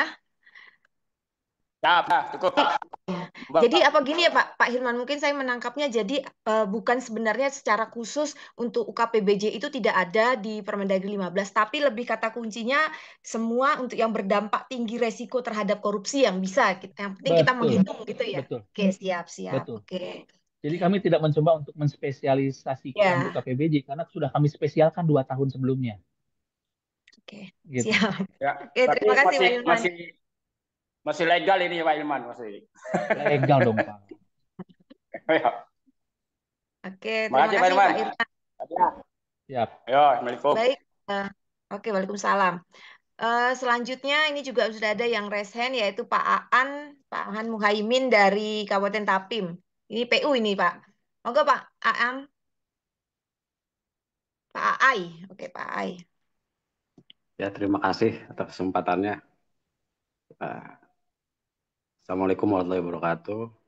Waalaikumsalam. Pak Ilman, ya sampai jumpa kembali Pak Ilman. Mungkin udah berapa tahun terakhir udah nggak kontak lagi kami Tapin. Iya, iya Ini betul betul. ya beberapa tahun ke belakang dalam perencanaan anggaran sering pakai advokasi dari beliau. Pak Ilman sudah membantu prosesnya. Terima kasih Pak Ilman sudah mensupport kabupaten kami. Ini yang sedang kita hadapi ini mengenai eh, honorarium dengan pihak pemeriksa eksternal ada perbedaan penafsiran, di mana kami mengacu di regulasi Perkada. Peraturan Bupati kami sudah jelas tercantum di APBD 2004 tadi, ada tercantum honor PPK. Nah, teman-teman PPK ini di internal kami sendiri 3 bidang, beda pendekatan dan memang ada pilihan-pilihan di dalamnya. Tapi tetap dari hasil konfirmasi teman-teman pemeriksa eksternal yang sedang berlangsung, dia rate-nya tetap ngacu ke Perpres 33 tadi. Nah, ini kan Betul. sudah berlangsung lama dan sudah lewat. Mungkin distribusi pemakaian yang sudah kita dapati pun udah entah kemana gitu kan. Tahu-tahu tek jauh gapnya. Yang apa yang Betul. kita dapatkan, apa yang kita hitung-hitung di Perpres tadi. Nah, tentunya yang menjadi acuan kami ini, apakah tetap SSH itu yang dalam produk legal tadi sudah di-advise dengan teman-teman bagian hukum, APIP kami, nggak ada masalah, atau di endingnya ternyata pihak eksternal tetap Perpres 33. Nah, inilah yang Betul. mungkin pencerahannya, apa tetap nanti konsekuensi logisnya harus tetap mengikuti pemerintah eksternal, Iya, atau tetap kita perkada tadi, payung hukum yang kita pakai itu, Pak iya. Ilman, itu mungkin bisa jadi mohon masukan. Terima kasih Pak Ilman. Assalamualaikum warahmatullahi wabarakatuh. Siap. Waalaikumsalam. Terima kasih, Pak. Ini em, pihak eksternal itu akan selalu mengacu kepada peraturan perundang-undangan. Biasanya kalau kita bikin perkada, itu ada kajian strategisnya, gitu ya. Sehingga kita Betul, bisa menjawab secara logis, secara administrasi dan logis terhadap perkada itu. Jadi perkada itu bukan ujuk-ujuk, tetapi ada dasar hukum yang kita rujuk, gitu ya. Nah, biasanya betul. kalau perkada itu kan ada menimbang dan mengingat. Maka saya Iya, sampaikan di menimbangnya bicara amanat langsung. Di betul, amanat langsung, kenapa saya harus bikin perkada itu? Yang mengingatnya, betul, tolong bunyikan regulasi-regulasi terkait yang menjadi dasar saya membuat pasal-pasalnya, begitu kan? Yang saya pahami kan demikian. Pada saat mengingatnya adalah PP 12 berarti ada PP 12 yang mempengaruhi pasal itu. Pada saat betul, membuat 77, maka saat ada Permendagri 77 yang mempengaruhi pasal-pasal di dalam perkada itu. Nah, kadang saya pernah menemukan ada bikin mengingat sebanyak mungkin. Ternyata pasalnya itu nggak ada pengaruhnya sekali sama mengingatnya. Hanya sebagai pajangan saja betul, itu di mengingat, gitu. Nggak dimanfaatkan dengan baik pasal-pasal di dalam aturan-aturan yang dimengingat. Padahal satu dua pasal saja di dalam regulasi yang ada dalam mengingat, silakan tuangkan untuk menjadi eh, untuk mempengaruhi atau bahkan menyadur apa adanya di dalam pasal itu untuk di dalam pasal perkada. Itu membuktikan bahwa kita menghargai apa yang ada di dalam mengingat itu. Jadi bukan pajangan itu, Pak. Kadang-kadang ini saya hmm, menemukan demikian. Bahkan ada bikin PP 12, 77, Permendagri Provinsi PBD. Pas giliran pasalnya keluar dari jalur itu, ditambah-tambahin sendiri. Kan gitu. Bahkan jadi selingkuh nih sama hmm, mengingatnya, kan gitu. Nah, kan jadi itu juga terjadi saya menemukan demikian. Nah, Maka perkada yang kita buatkan itu tanda harga satuan kan mengacu kepada Perpres 33 Ya, aku biarkan pasal aja tuh. pasal 3 ayat 2 gitu kan ya. Pasal 3 ayat 3 ayat 2 betul. Di mana ayat 3 ayat satu dan ayat 2 itu kan mengamanatkan supaya bikin perkada tanda harga satuan. Yang ayat satunya adalah patuh terhadap lampiran-lampiran di ayat satu, di lampiran satu dan lampiran 2, baik yang pendekatannya standar tertinggi dan ada yang sifatnya estimasi. Dan ayat 2-nya adalah apabila apa yang di dalam perpres itu kayak kita menghitung ada yang di luar perpres, maka pastikan itu ada dasar hukumnya. Bahkan bahasanya dapat disusun perkada di luar apa yang sudah tersaji di dalam 33 seperti honorarium dan segala macam. Itu kan sudah terkunci semua ya. Kalau ada yang di luar itu, pastikan ada dasar hukum yang melandasi untuk bisa ditambahkan sebagai additional point di dalam perpres, di dalam perkada. Jadi nggak bisa ngarang, Pak. Apalagi ngarang besaran, gitu. Memang kalau honor itu standar tingginya tidak boleh melampaui standar yang ada di dalam perpres. Nggak boleh nih Pak, misalkan perpres bilang 500, saya tambahin jadi 510.000 aja nggak boleh, gitu. Iya, Nggak iya. boleh. Konteksnya Maka ke bawah. saya sarankan, daripada kita berpolemik di honor, lebih baik kita integrasikan ke TPP. Selesai Pak. Jadi Hmm. profesi sehari-hari, kerja tinggal kerja, tiap bulan kita terima sesuai dengan kapasitas fungsinya kita. Jadi pendekatannya tugas dan fungsi. Kalau ada tambahan, ya kita tambahkan jadi bagian daripada tambahan. Saya beberapa kali membuat satu contoh untuk buat klaster tanpa melihat orang yang akan menempati. Tapi kita siapkan kemungkinan penggunaan jabatan apa saja. Misalkan dalam jabatan ada contoh ini contoh sederhana ya Pak. Ada PA yang hanya sebagai PA. Betul ya Pak? Ada PA yang Betul, merangkap jadi PPK, gitu betul. kan ya. Maka beda Iya, honornya, Pak. Maka beda apa TPP-nya beda, Pak. Kalau PA ternyata dia berdiri sendiri ya sudah, dia hanya melaksanakan tugas PA. Tapi karena PPK-nya dilimpahkan kepada fungsional yang atau memiliki sertifikat barang dan jasa. Berarti betul. PA yang dapat yang hanya PA saja tanpa PPK, dia hanya mendapat sekian persen saja. Karena Hmm, persen yang lainnya dikasih ke PPK yang dilimpahkan tugasnya sebagai PPK kan gitu ya. Tetapi kalau betul. saat ini dia sebagai PPA sekaligus PPK tanda tangan kontrak, wajar saya dapat PPP-nya 100%. Hmm, Misalkan begitu. Ini contoh saja ya. hmm, Ini contoh saja. hmm, Kan hmm, gitu. hmm, Begitu Pak, ini salah satu contoh saja. hmm. Ya. Oke. Jadi konteksnya itu Atau tetap kita ngacu ya perpres, Pak Ilman ya. perpres Pak saat ini. Hmm, Tapi hmm, dalam waktu dekat perpresnya akan diperbaharui. hmm, Gitu. Cuma saya nggak tahu hmm. kapan, karena kalau hitung-hitungan waktu saya itu di bulan Januari kemarin ikut harmonisasinya.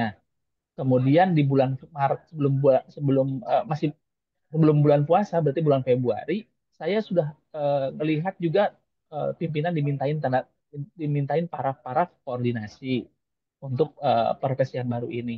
Tetapi sekarang sampai April belum tanda tangan nih Pak Presiden. Saya kurang tahu nih apa yang kendala yang menjadi kendala di teman-teman Kementerian Keuangan. Nanti saya coba tanyakan dulu lah teman-teman Kementerian Keuangan selaku pemerakarsa. Tetapi pada Iya, betul. prinsipnya adalah saya justru bukan cenderung menunggu perpresnya, saya cenderung untuk mendorong itu menjadi TPP gitu supaya per bulannya dapat secara rasional gitu ya, tanpa harus menunggu honor-honor itu dapat atau tidak gitu. Saya melihat pendekatannya ke sana saja.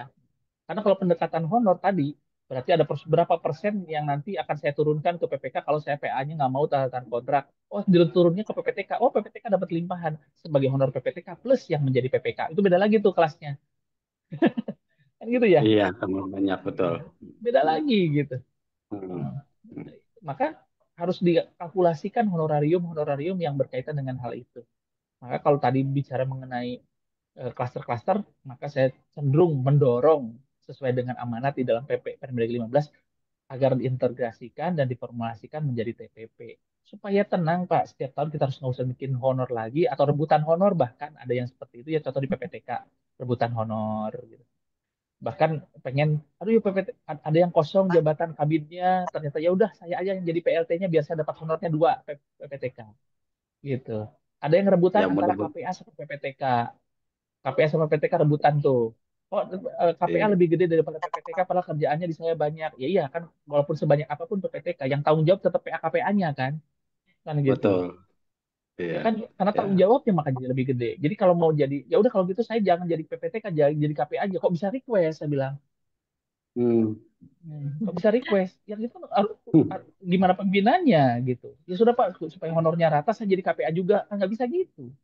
Akhirnya kita bekerja berdasarkan pendekatan honor, bukan pendekatan kinerja gitu. Hmm. Tapi kan banyak yang sepragmatis itu kita bersikap di dalam berpemerintahan, dalam melaksanakan aktivitas sehari-harinya. Dan itu tidak ditutupi, memang itu sudah jadi rahasia umum. Ada yang sepragmatis itu pendekatan, pokoknya saya datang ke kantor untuk nyari uang gitu.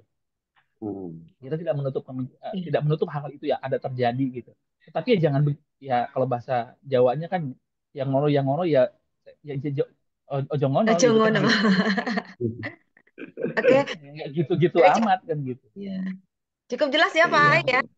Oke, jelas, Bu. Oke, Makasih, Bu Dia. Oke, terima kasih. Pak Ini soal Irfan. waktunya Ya. waktunya tinggal 10 menit, ada cukup banyak 8 pertanyaan yang ada di kolom chat. Mungkin ini masih ada 10 menit Pak Hilman, kita bisa jawab yang di kolom chat ya. Ini dari Pak Joko Saya coba jawab. Andri. Saya Pak buka chat Joko juga Andri. deh. Iya, jadi Pak Joko Andri yang pertama, di tempat Pak saya Joko TPP khusus masih Andri. belum ada. Malahan TPP reguler kami diturunkan kurang lebih 30% karena harus lebih rendah dari inspektorat. Alasannya karena Permendagri 15. Mohon penjelasan, Pak. Ya, yang mengusulkan eh, UKPBJ itu masuk TPP adalah KPK. Yang mengusulkan inspektorat lebih tinggi daripada UKPBJ itu pun teman-teman KPK. Jadi silakan kalau mau protesnya ke KPK aja langsung nih, sama Oh pengusulnya gitu. dari KPK semua. Oke. Ya gitu.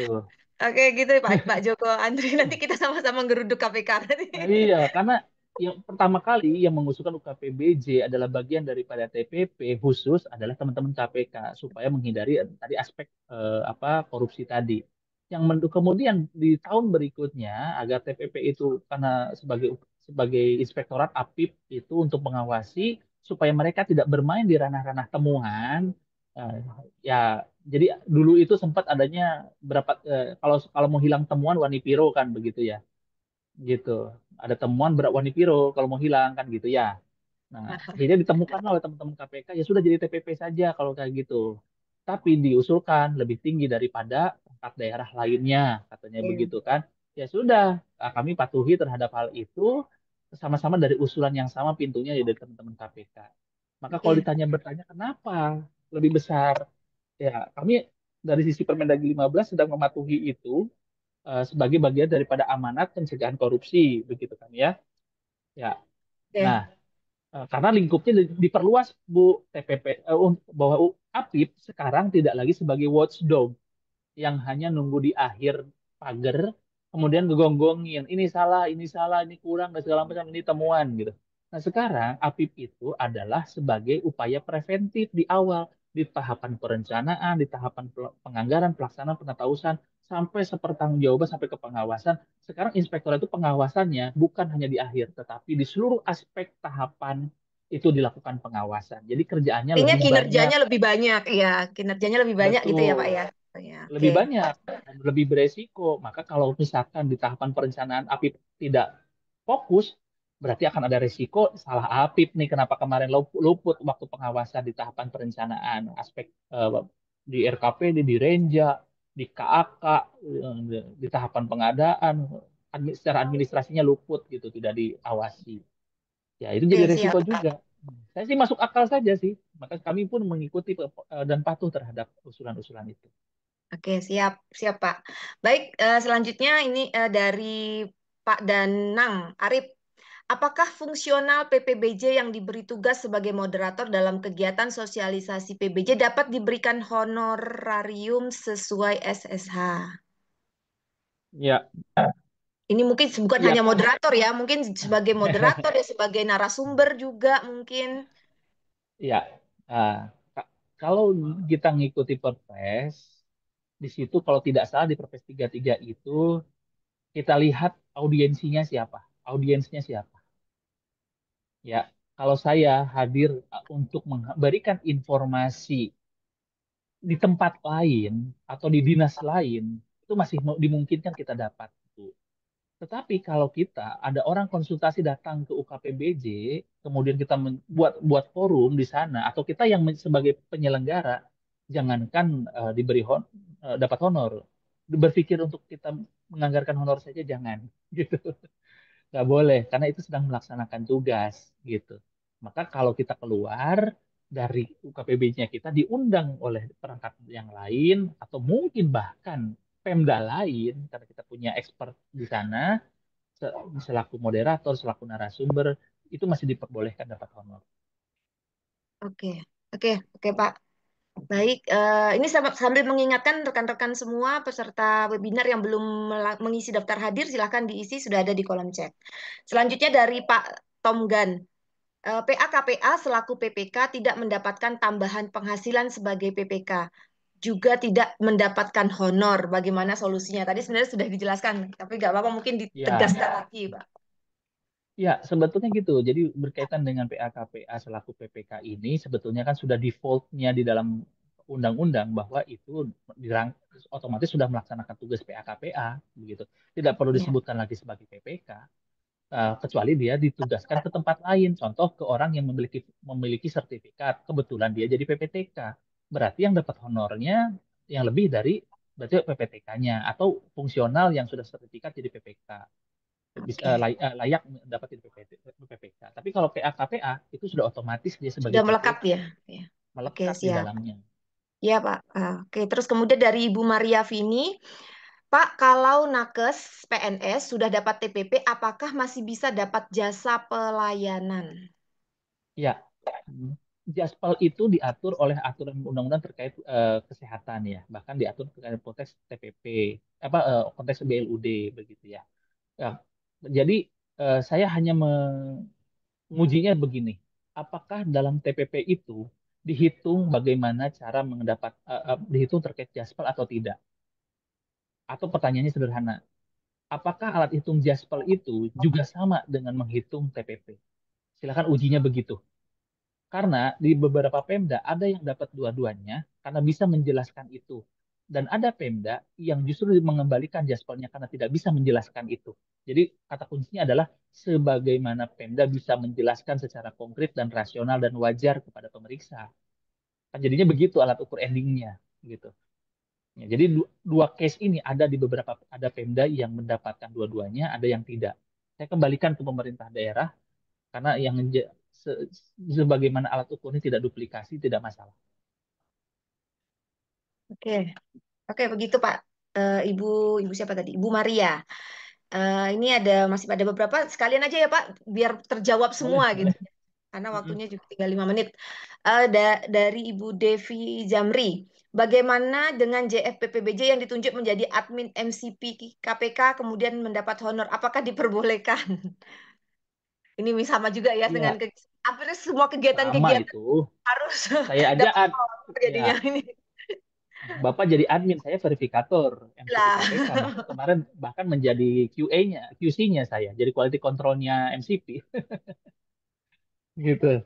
Tapi saya juga nggak dapat honor kalau terkait itu. Kenapa? Karena Jadi artinya itu sedang melekat di tugas ya Pak ya? melekat dari tugas kalau di saya. Ada Oke. penugasan. Oke, oke. Ini dari Pak Asnan. Izin bertanya, apakah pegawai pemerintah dengan perjanjian kerja full waktu atau paruh waktu dapat dianggarkan TPP-nya di Pemda? Mohon Kalau penjelasan. yang full waktu, gini, P3K yang full waktu, atau P3K saja ya istilahnya, P3K Iya. itu dia adalah bagian daripada ASN. Hmm. Karena ASN itu adalah PNS dan P3K. Tetapi kalau yang paruh waktu itu bukan ASN, maka dianggarkannya di belanja barang dan jasa, maka tidak dapat Oh, TPP. oke. Oke. Yang dapat TPP cuma P3K-nya saja. P3K. Ya, oke. Paruh waktunya Jelas. nggak dapat, karena dia statusnya non-ASN, sama seperti non-ASN. Oke. Jelas ya Pak Asnan ya, untuk menjawab itu. Kemudian dari Pak Riko, Bolehkah Pokja Pemilihan atau PP Fungsional PBBJ di Pemda mendapat honorarium PBJ sesuai dengan Permenq 39? Karena kalau merujuk Perpres 33, Pokja Pemilihan dan PP yang telah menerima tunjangan tidak diberikan honorarium. Berarti ini mau merujuknya Oke, lewat Permenq 39, Pak. iya. Sekarang pertanyaannya, PMK 39 itu untuk APBN apa APBD? Nah, kalau untuk APBN berarti tidak Tidak. berlaku bagi APBD. Ya.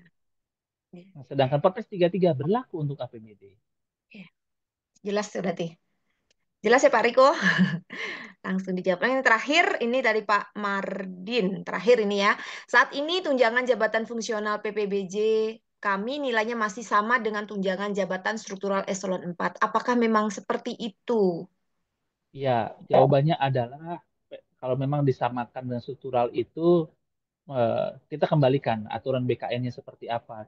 Karena fungsional antara fungsional dengan struktural itu tidak bisa disamakan, kedudukannya berbeda.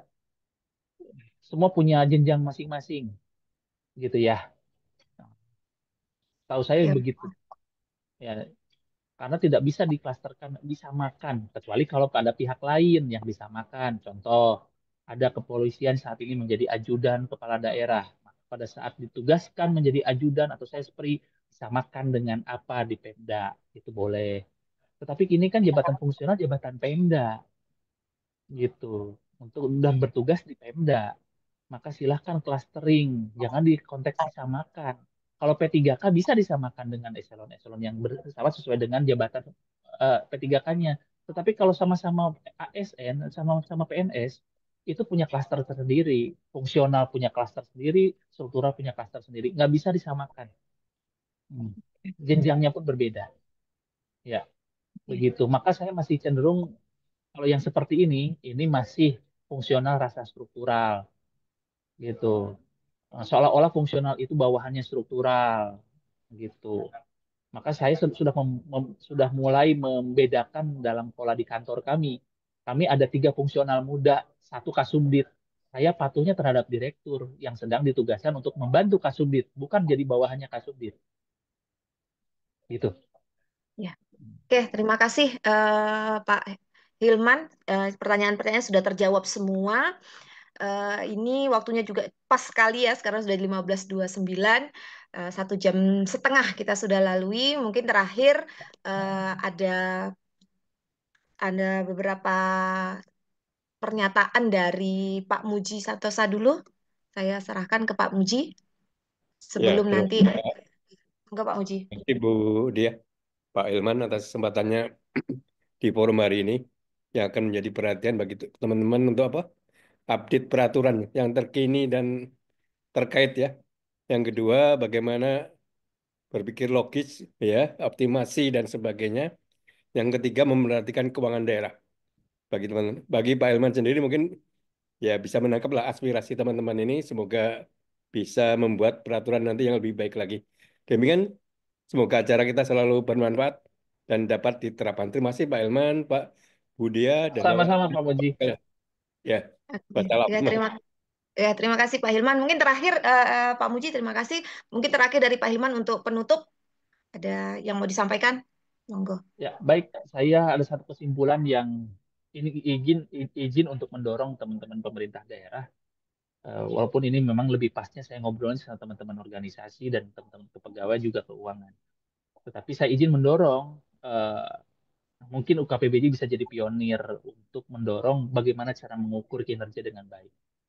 Eh, dan dalam konteks mengklasternya. Dan saya mendorong bukan hanya pendekatan honor, supaya alat ukurnya menjadi jelas, kita bekerja tinggal fokus kepada kinerja, maka agar diintegrasikan menjadi ke dalam TPP. Dan hitung-hitung atas TPP tadi agar dipelajari bahwa cara ukur kinerjanya tadi silahkan pahami ruang struktur dan ruang fungsi di dalam organisasi masing-masing supaya bisa diterjemahkan atas uraian jabatannya. Selama ini kita sering autopilot ya Bapak Ibu, kita kerja-kerja saja padahal kita nggak tahu sebetulnya uraian jabatan kita tuh melenceng atau tidak gitu. Nah, sepanjang kita memahami tugas kita, maka akan muncul hak kewajiban di dalamnya. Kita memahami hak kita akan berdampak pada rupiah yang kita terima, kewajiban akan bergerak pada kinerja yang akan kita laksanakan. Demikian kurang lebihnya Bu Diah. Terima kasih. Saya akhiri. Wabillahi taufiq wal hidayah. Wassalamualaikum warahmatullahi wabarakatuh. Waalaikumsalam warahmatullahi wabarakatuh. Terima kasih Pak Hilman. Luar biasa materi hari ini. Semoga kegiatan kita pada hari ini membawa berkah ya, walaupun di hari libur tetapi benar-benar produktif.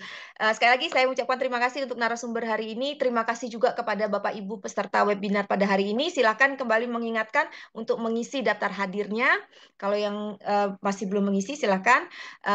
Terakhir kita bertemu kembali dalam webinar kelas khusus Muji Santoso Training and Consulting di lain kesempatan.